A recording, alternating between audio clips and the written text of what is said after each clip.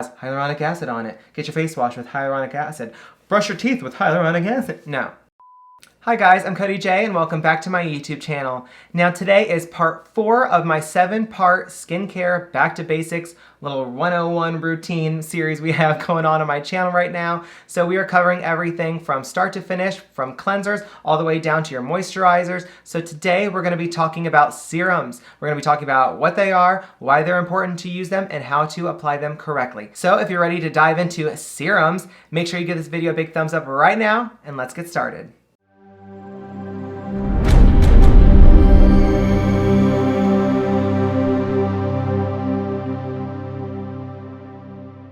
Okay, we are halfway through our little skincare series. So we are on part 4 of 7. So today, like I said, we're going to be talking about serums. Now, I was somebody that was not using serums up until like a year ago, like bad me, but serums are so essential to your skincare routine. Why? Because everything before this step has pretty much been about prepping your skin for this part of your skincare routine and everything after this. So we have cleansed our face, we have exfoliated if we needed to exfoliate, and we have toned our skin. So our skin is prepped, it's ready, it's clean, it's ready for serums. Now serums are pretty much the, how do I put it? They're like the muscles of the skincare routine pretty much. So skincare serums are pretty much boosters. That's the best way to put it. They're skincare boosters. So obviously when you're using products, you see hyaluronic acid, you see retinol, you see niacinamide or azelaic acid or lactic acid.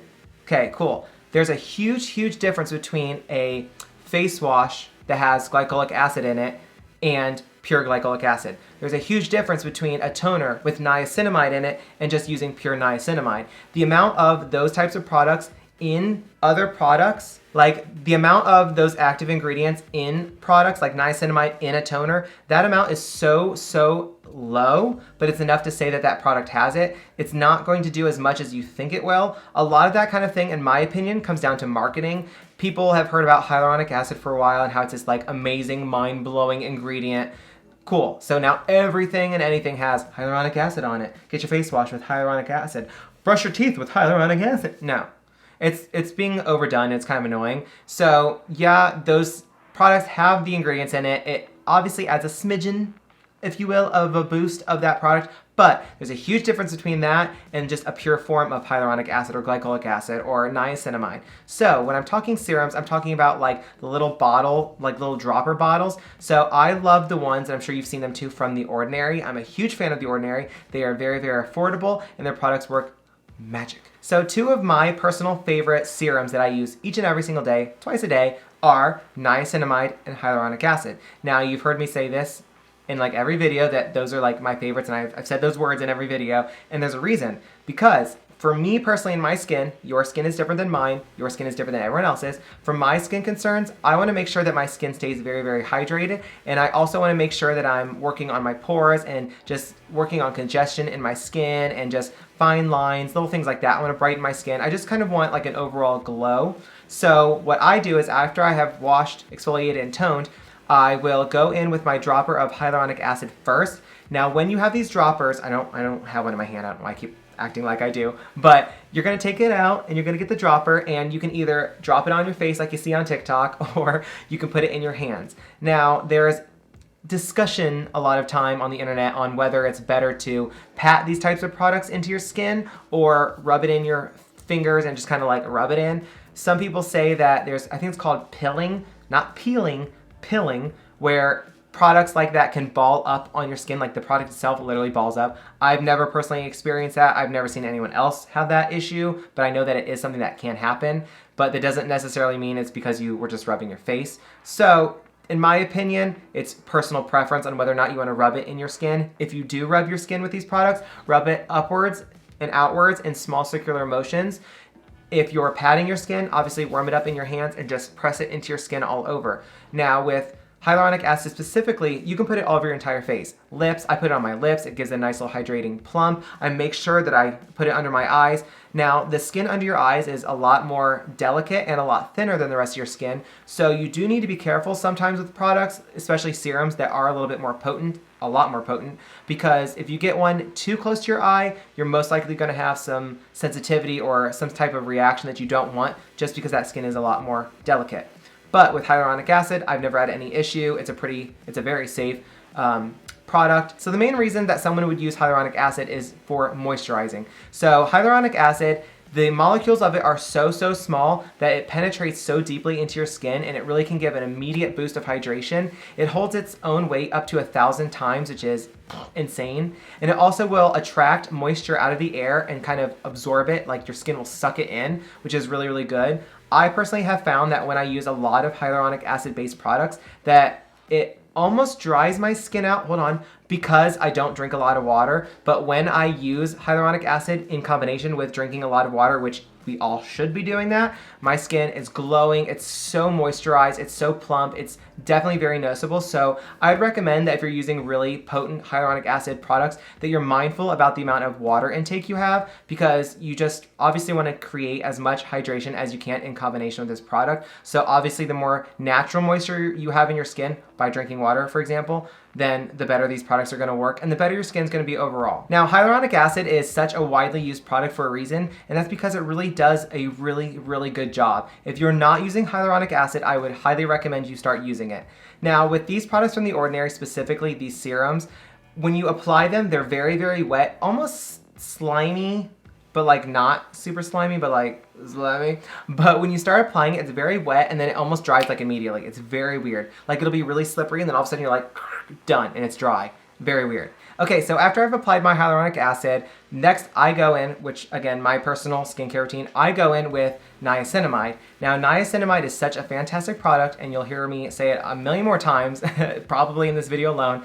It's such a great product because niacinamide, the main use for it is it helps to balance your sebum level production. So in like normal people terms, it controls the amount of oiliness that your skin has. So if you're overproducing or underproducing oils, niacinamide will help balance that out. So obviously if you're underproducing oils, your skin's gonna be very dry, so we don't want that, we don't want crusty face. But if you're overproducing oils, then obviously your skin's gonna be very oily, and that's gonna cause its own set of issues such as, more severe acne issues. So this will help balance it out, so you can kind of stay in that happy little medium, that little middle ground that you wanna be in, where you're producing oils because your face needs it, but you're not producing too much and you're not producing too little. So it's really good at that. So like I've said, when it comes to your skin, everyone's skin is different and everyone's skin issues or concerns are different. So you're pretty much using these products to get your skin as clean and prepped as possible before you start applying the more like heavy duty active products in your skincare routine. So now that our skin is, super clean and prepped, like I've already said 4 times, now you're applying these boosters, these serums to your skin, which really is giving it, for me, a huge boost of hydration, because sometimes other products will dry my skin out, and this is a way of counteracting it and getting it back to where it needs before I move on to more, strong products. Or like I said, I have overly oily skin sometimes, depending on the weather or the season. So I'll use my niacinamide to balance it out. So hyaluronic acid and niacinamide is kind of my perfect combination. You can also use pure glycolic acid. Now, some people will say that pure glycolic acid is more of a chemical exfoliant, and some say it's more of a serum, like a booster. It's kind of a gray area because it depends on the product you get. You can get a super strong glycolic acid serum, which to me, when it is really strong, it is borderline chemical exfoliant, so you might not want to use that, especially if you've already exfoliated and this would not be the time to apply it. So like I said, hyaluronic acid and niacinamide together are a perfect combination for my skin concerns, and everyone, like I said, their skin is different, so you might use different serums. You can use vitamin C serums, there's B5, there's zinc, there's acetic acid, there's lactic acid. There's a lot of serums that you can use. It's just obviously personal preference, and it's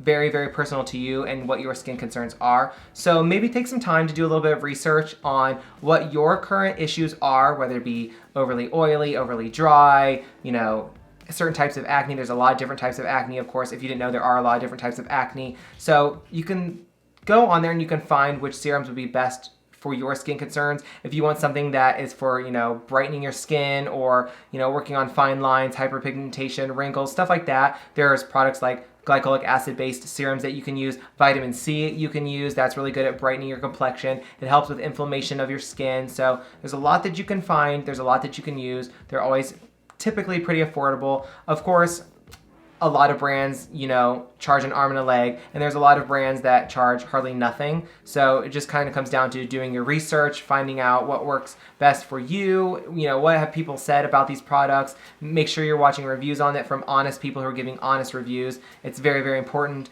Don't watch reviews from somebody who's getting paid to say something about it, because most likely it's going to be biased. So something to definitely keep in mind. Skincare is a very important thing, and it's very personal to everybody, so definitely something that you want to think about before you're buying stuff. Don't just buy things because you see other people buying it, because their skin is different than yours and their concerns and their problem areas are different than yours. So not everyone's on the same level. Not everyone needs the same things. But when it comes to serums, it's, like I said, pretty simple. It's just a giant boost of that ingredient in your skincare routine, and honestly, in my opinion, it's the most important part of your skincare routine, because it's that almost immediate effect, and it's really, really important. So if you're not using serums, start using serums. If you have any questions, let me know and I can help you find a serum that would work best for you. But that's pretty much all that you need to know when it comes to serums. It's pretty straightforward. So like I said, if you have any questions, comments, or concerns, let me know in the comments down below and I will get back to you as soon as possible. If you need me to help you find a serum for your personal issue or skin issue, let me know and I will do my best to find one and find an affordable one for you. But that is pretty much everything I have for part 4 of my 7-part series. So if you guys enjoyed today's video, please make sure you give it a big thumbs up down below. Click that big red subscribe button so you can join my YouTube family. Turn on my YouTube video post notifications by clicking that bell icon and switching it to all. And I thank you guys so much for watching today's video, and I will see you in part 5.